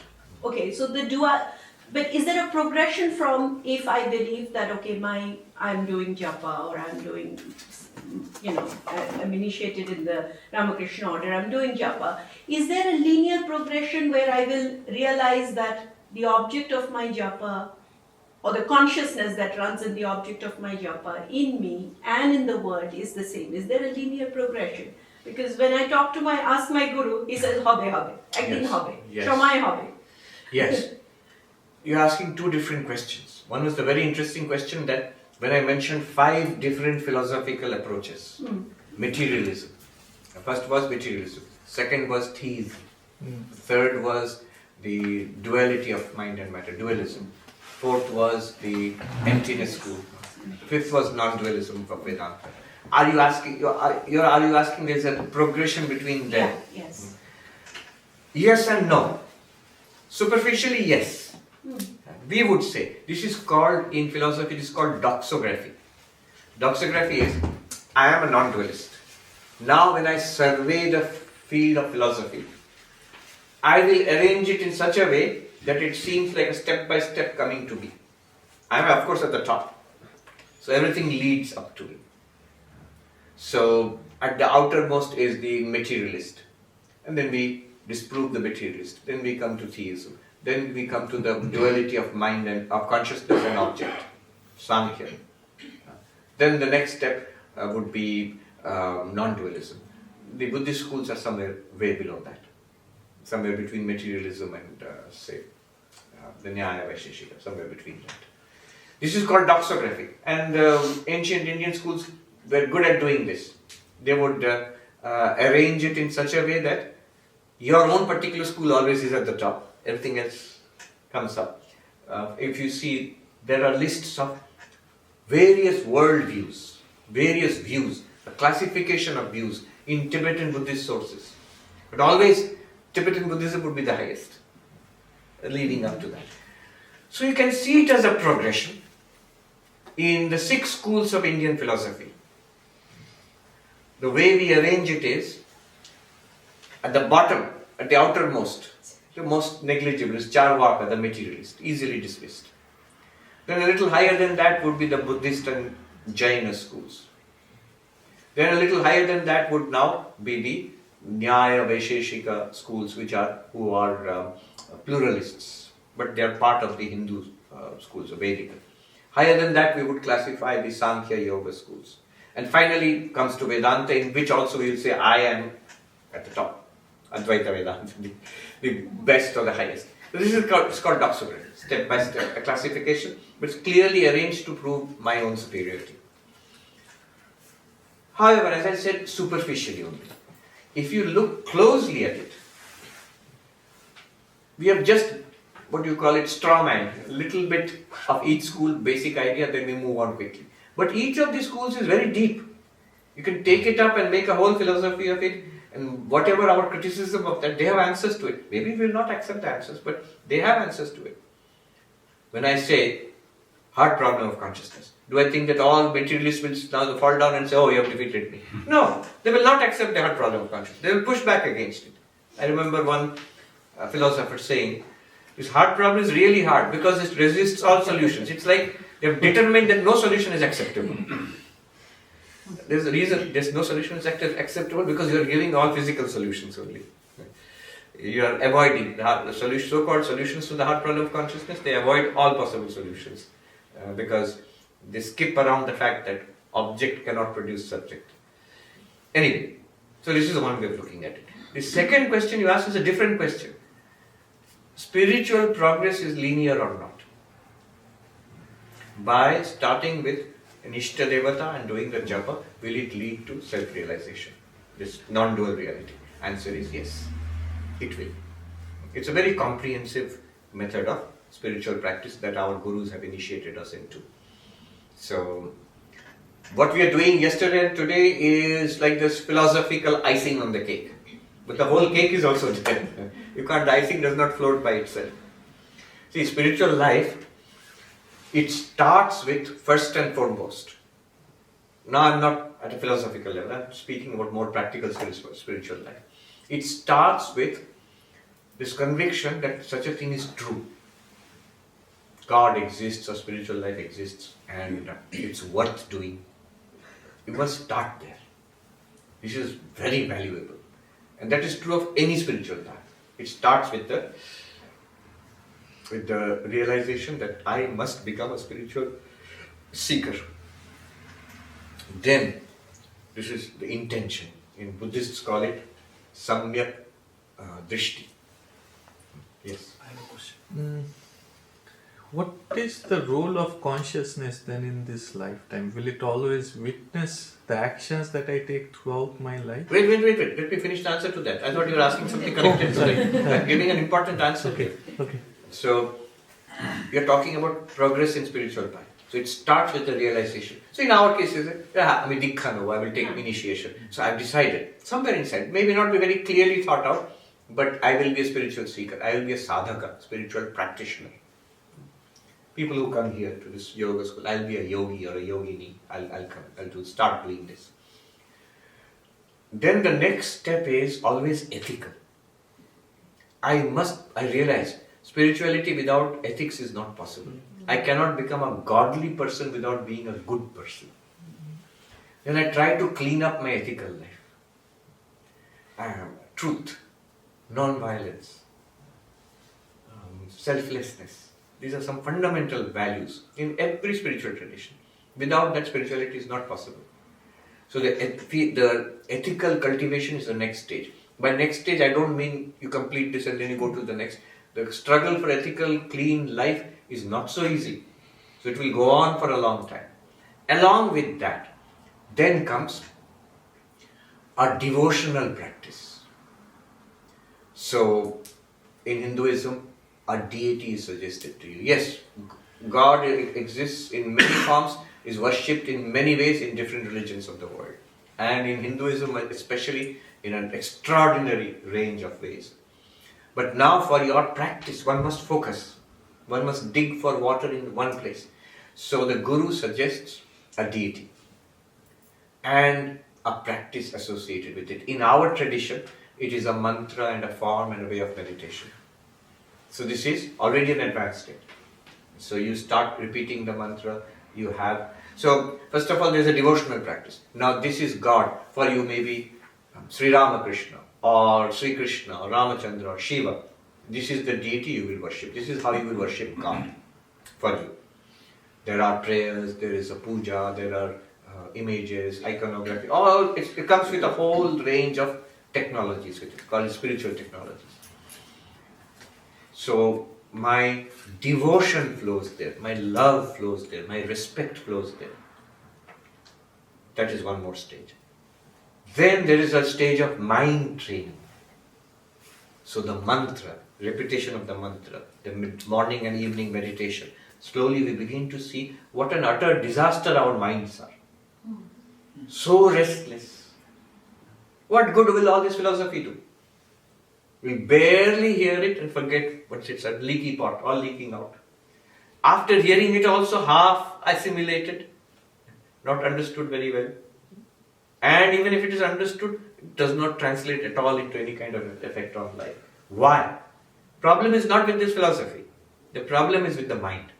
The mind is unable to absorb and implement it. So the mind has to be trained. There is a stage of mind training. Usually meditation, japa and all that will do it. It transforms the mind, it transforms character. It builds up character, it changes the person. It's a transformative stage. And then finally this will culminate all in self-realization or God-realization, whatever you call it.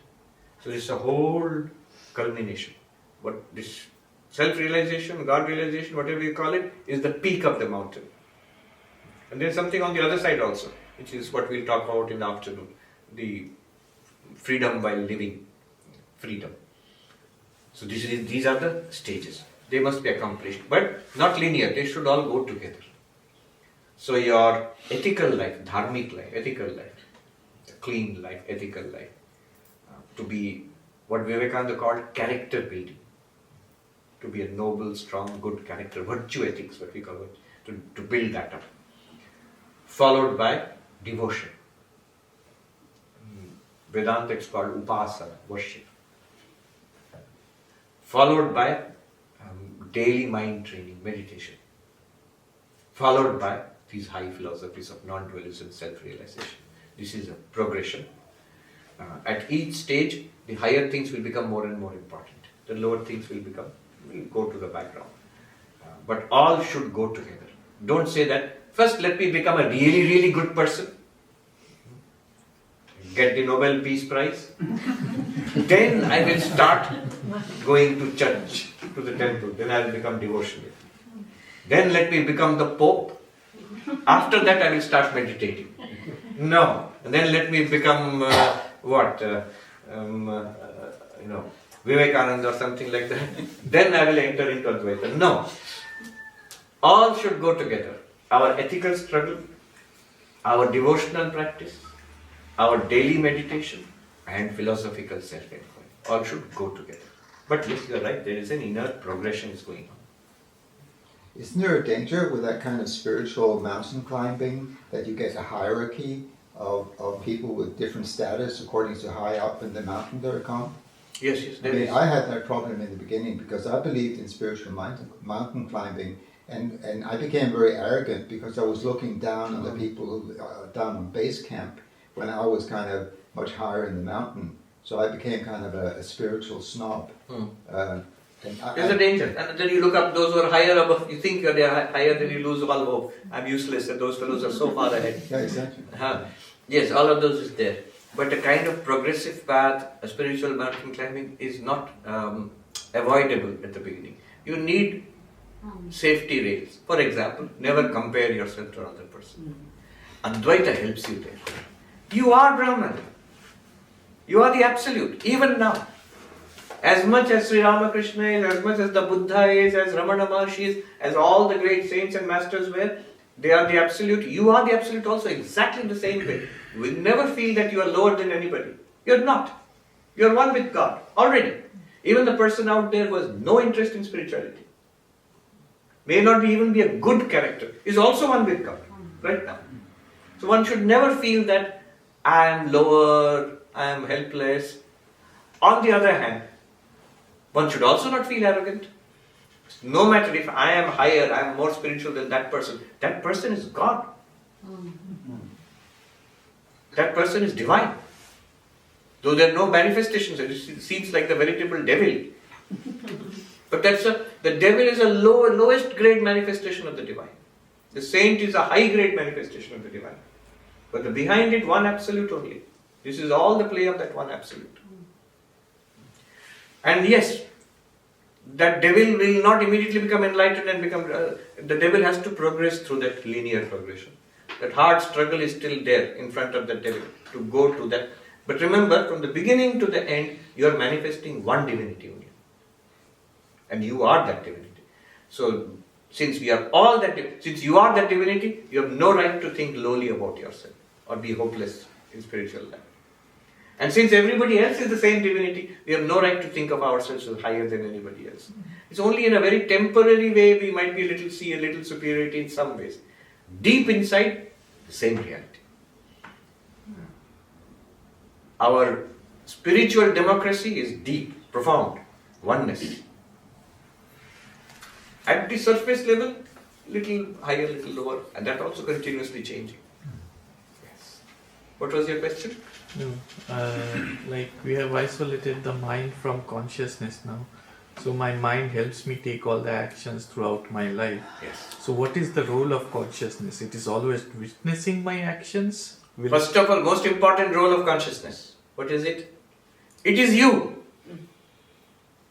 It's like saying, car is doing all the work, driver is driving, navigator is navigating. What is the role of the passenger? Passenger is useless. No, the whole thing is there for the sake of the passenger. See, there is the Uber car, there is the Uber app, there is the Uber driver, but it's all meant for you. You're asking what's the role of consciousness here? First and foremost role of consciousness, it is the subject, it is the point of all of this. Why is all this existing? Why is all this going on? Because of you as consciousness. Now, in all of this, what is your role specifically, if you ask? Yes. First of all, witnessing. Witnessing in the sense, not in the sense of, or like this, you're witnessing, not like that. From a window you're watching, not like that. Witnessing in the sense of light, illumining, prakash. Another way of putting it is experience. It is consciousness alone which can experience and does all the experience. Without consciousness, what they say called in Sanskrit, Jagat Andhya Prasangya. The entire world will be plunged into cosmic darkness. There will be nothing here. So, consciousness is extremely vital. First, most important because it's you. And the whole game is for you. It's centered around you. The point of it is you. Although you are not participating in the game.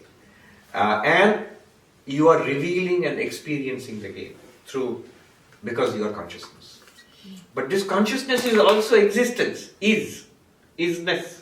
So it not only lends light to this universe, it lends existence to this universe. In Sanskrit, sakta spurti, existence and illumination. Your question is like, I am not the objects in the dream. I am not the people in the dream. I am not the events in the dream. I am the dreamer. What is my role? I have most important role. The whole dream is because of you. It is for you. It is arranged around you. And you give existence to the dream. You give light to the dream. Experienceability is because of you. You see? Exactly like that. Here. Your role as consciousness is most important. It's absolutely central. Yes. My name is Carsten, and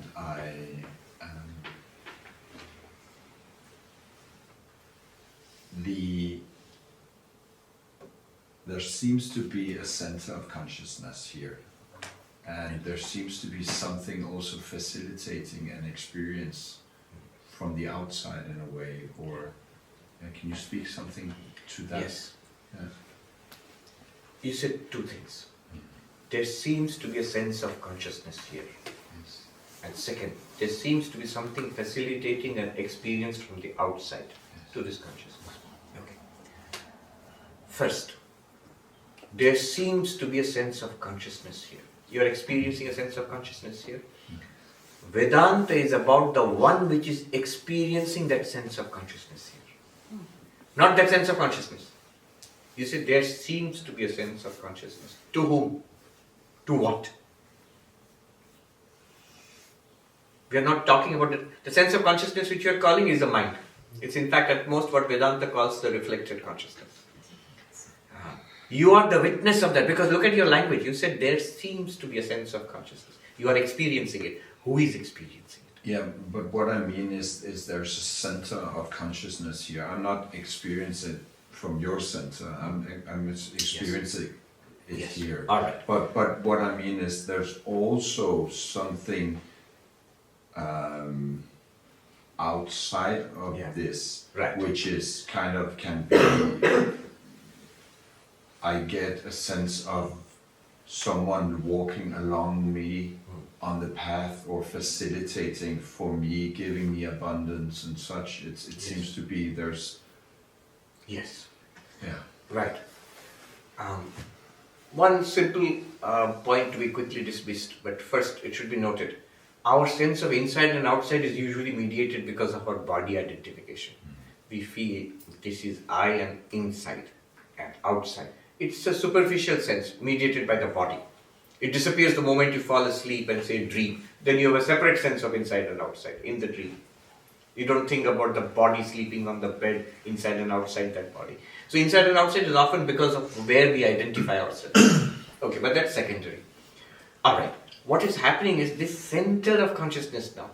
You say, yes, I am aware, but as you said, I'm not only aware, I feel peculiarly centered here. And each of us, I feel, we feel peculiarly centered in each of these body-mind. This is what Vedanta calls reflected consciousness. So the idea is, it's like if you have a pot of water in the garden and there's a sun in the sky, you will find a little shining sun in that water, in the pot. The sun will be reflected there. What Vedanta is saying is that you are not the pot. You are not even the water. You are not even the little sun shining in that water. You are the real sun in the sky. That is the first step in Vedanta, to separate ourselves from body, mind, and even the reflected consciousness in the mind. Now your question, why do I feel centered here? As many pots of water there will be in the garden, there will be a little sun shining in each of that pots of water. And from that perspective, each sun, little sun will feel, I am consciousness, I am light, but I am centered here, surrounded by this pot, in this water. And there are other pots, and there will be other little suns in each pot. That comes because of identification with this reflected consciousness. That's not the last truth. The reflected consciousness points back to one sun in the sky, which is our real nature, which is what we are. So, from the perspective of the sun, I am not centered in any pot. I am reflected in each pot. But from the perspective of the reflected sun, I feel centered in one pot. And others also seem separate from me. That's why. And centered in one body, one mind, and aware here, immediately the rest of it, the objective universe, will feel outside me, and controlled and mediated and supplied from outside. Like I am in a virtual reality and experiences are being supplied to me. We feel like that. The way to overcome this is to step back from the sense of this reflected consciousness, this conscious being here, this centered consciousness. Notice, in dreams, you are not centered in this body. Are you with me? In a dream, you don't feel that I am lying here and dreaming. No, you feel you're centered in a body in the dream, not in this body, this physical body. It's very easy to shift the center of awareness, because really in any case you are not centered anywhere. All these are appearing in you. You are not in them. All these bodies are appearing in you. It's because of our body identification we feel centered here, and that's the nature of our experience. Every experience is subject-object. The moment we get into this subject-object experience, you will immediately feel centered in a particular subject, everything else will become object to you. But when you snap out of it, when you wake up from a dream, you will realize, no, I was not only that one subject, I was also these objects. I appeared as the subject and all the objects which I was experiencing. Now, Vedanta says it's something like that going on right now. Yeah. But all our experiences, all that is supplied to the consciousness is centered in this. It is through this which you talk about smell, taste, all this is so it's very easy to have this feeling of centeredness here. Yes, as long as you are awake, but it will shift when you are dreaming. Yeah. It will again shift when you are in deep sleep. This centeredness will disappear. In dreams, the centeredness will shift. We'll utterly forget this body. It will shift into a body in the dream. And when the dream stops, deep sleep comes, neither this body, not that body, no body at all. Blank. If you go into, take a psychedelic, people have experienced it, they've got to psychedelic states, you don't feel centered in this body at all. There might be psychedelic experiences of out of the body experience. That you don't feel centered here. You feel maybe spread out everywhere or outside the body. The body is there and my center of awareness is outside them. That shows Vedanta takes just one thing away from it. Its centeredness is very mutable. It's a very flimsy thing. It seems very solid right now because we are always fixed. We are thinking about everything from the waking state. I mentioned Christoph Koch. He said the reason why I finally decided to abandon materialism was a psychedelic experience he had. He took some controlled substance under medical supervision. There were doctors and nurses present. And then he had an intense experience. And then he thought about these other alternative theories of consciousness, and he felt now that this is much more likely than the materialist perspective. Last, somebody had raised their hand here. Yes. Thakur always mentioning in different kinds of peoples, like, I can see Ma'is everywhere. So that statement and the Shankaracharya mentioned about the seven, is it somehow connected? Yes, at certain stages. So, this question about different schools of philosophy, Indian schools of philosophy, different schools of thought. It's not that one is right and the others are wrong. It could be, it's much more likely, that they are built upon different kinds of spiritual realizations. So, there could be a spiritual realization when we feel an all-pervasive divinity and we feel like a small part of it.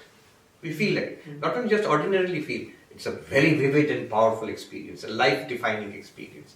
I'm surrounded by an all-pervasive divinity. I am not that all-pervasive divinity, but I'm not different from it either. I'm like a spark of a fire. I'm like one ray of the sun. But the sun is much vaster than me. The bonfire is much vaster than me. This is, if you develop a philosophy around this, it will become Vishishta, like qualified monism. Or one might feel the presence of a great divinity, different from me. I'm still the same person, maybe very purified and uplifted, but I feel we call it the presence of God. Those are not illusions. So what is this? These are different stages of the mind trying to comprehend and getting different ways of comprehending one divine reality which is transcendent beyond the mind. And each glimpse is correct, it's not wrong. And if you build up a philosophy on any of these glimpses, you will get these different schools of thought. Even the utter pluralism of Nyaya or Vaisheshika is not wrong. There is a worldview where that will seem correct. And non-duality will seem like a fantasy. So, yes. So there are different philosophical perspectives, but they are based on spiritual experiences. There are some philosophical perspectives entirely based on intellectual conception, castle building. But these spiritual philosophies are not like that. They are based upon the experiences of rishis. One might say, if they're all enlightened, why such tremendously diverse philosophies? Non-duality and duality, they're just opposite. Sankhya is Kapila Muni, a rishi, a great master. Vyasa is the source of Vedanta Sutras. If both are enlightened, why did they give such utterly different? Buddha does not even talk about God. The reason is, they're all enlightened, fully enlightened. But the ultimate reality which they access is, first of all, ineffable, beyond language. So when you try to put it in language, when you try to put an intellectual structure upon it, you will get different expressions and different structures. Not only that, that reality is so capacious that different minds will take away different things from it. Sri Ramakrishna talked about a mountain of sugar, and a little ant goes there and picks up 1 grain of sugar. Very happy. Oh, mountain of sugar. Picks up 1 grain of sugar. That's all it can do. And drags it back to its home, going to eat it, and looks back. I'm coming back for the rest of it. You cannot. And you need not. The ant need not eat the whole, cannot eat the whole mountain of sugar. Need not. 1 little grain of sugar is enough for the tummy of that little ant. We are like that. The grains of sugar which we take away from that mountain, dualism, non-dualism, emptiness, mind-only school, they are, intellectually we may debate a lot, but if they are the spiritual philosophies and people practice them, they are all based on spiritual intuitions. They are all true. They are all true because that ultimate reality is very capacious. Sri Ramakrishna would say, it's with form and without form and many more things beside. Alright, on that very nice note, let us end here. Om Shanti Shanti Shanti Hari Om Tat Sat Shri Ram Krishna Arpanamastu. We will end on a very happy note in the second half. The question of freedom. How do you make all this big philosophical talk? But what does it mean in our day-to-day lives? How do you live these truths? So that is the subject for the afternoon. Thank you. 2 o'clock?